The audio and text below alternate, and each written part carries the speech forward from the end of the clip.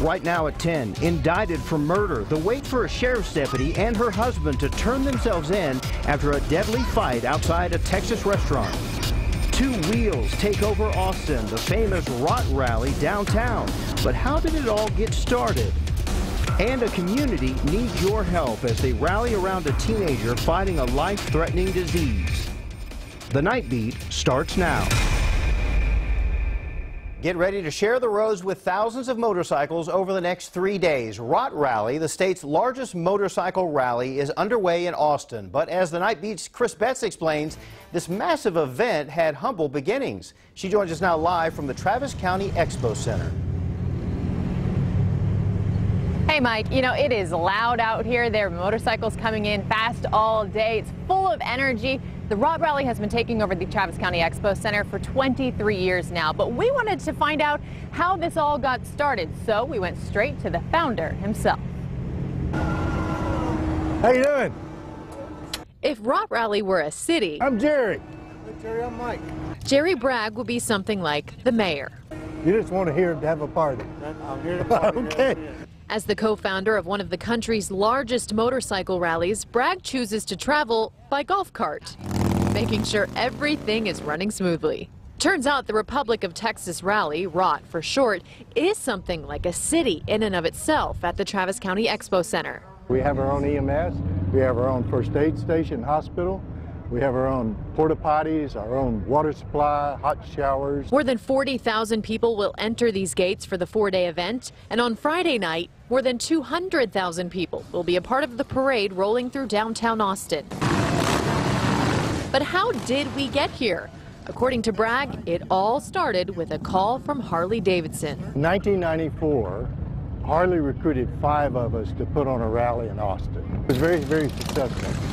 Harley moved their rally the next year, but the riders wanted more of Austin, so they started RAAT. And it turns out, it's these views that kept people coming. And it just gets bigger and bigger. And Doug Danger's going to take Evel Knievel's motorcycle and he's going to jump him with the blade spinning. The experience, the people, and those views make RAAT the largest motorcycle rally in Texas, right here in Austin.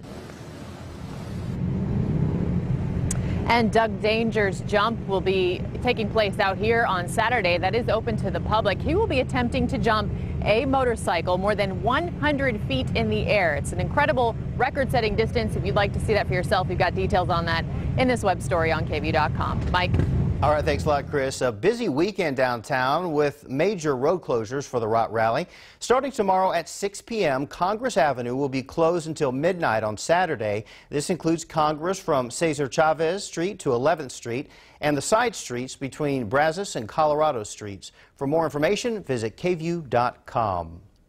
A developing story tonight. A North Texas sheriff's deputy and her husband are set to surrender on murder charges in a deadly confrontation outside of a restaurant. A Harris County grand jury indicted them both today, nearly 2 weeks after the fight that left 24-year-old John Hernandez brain dead. The medical examiner finding he'd been strangled and suffered chest compressions. Eyewitness video now unedited to show Terry and Shauna Thompson. Today, the district attorney spoke after the decision. Why are you recording? We believe that this grand jury true bill is a reflection of our community's belief that a crime occurred and that that crime was murder and that it was participated in by Terry Thompson and his wife, Deputy Shauna Thompson. Bond for the Thompsons will be set at $100,000 each. Shauna Thompson, the sheriff's deputy, was pulled from patrol duty earlier this week and is on administrative leave. And in New Jersey, police are under investigation for how they handled a fiery crash. Officers were pursuing a man when he crashed into another car. Witnesses say a bystander, not the suspect, was rolling around on fire as police approached him with guns drawn. They're accused of kicking him in the head and his neck several times. A police spokesman says the officers put out those flames and saved the man.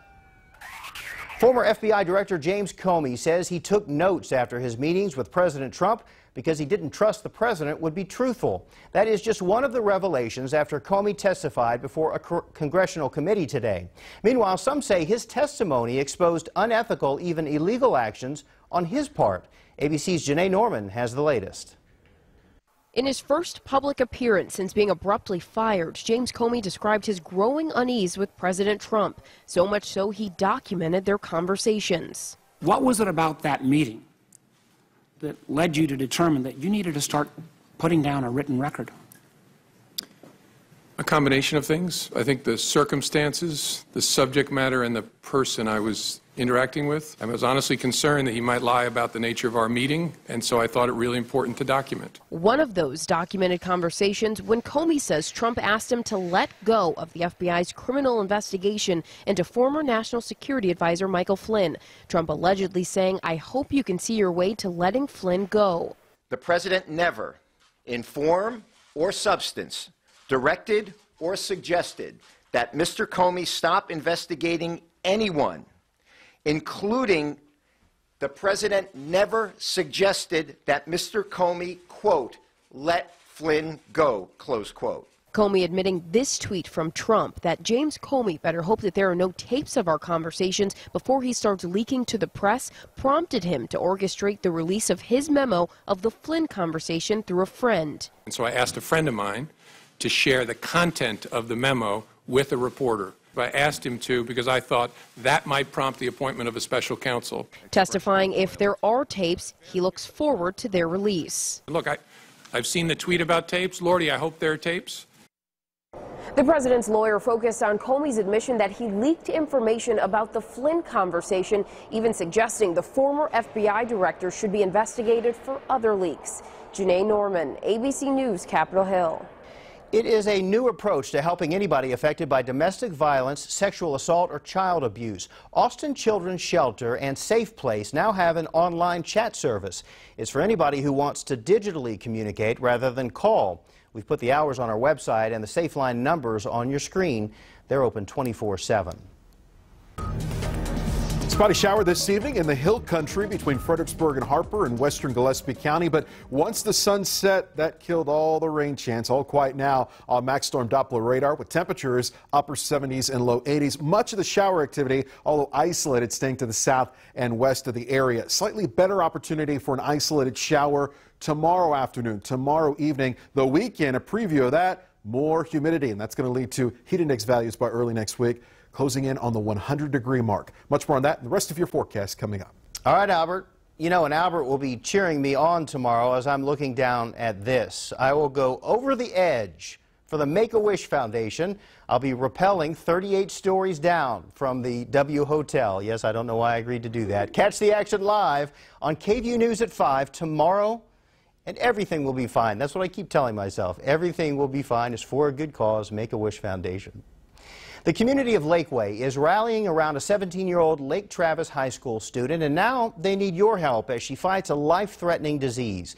KVUE's Michael Perchik has the story, all new at 10.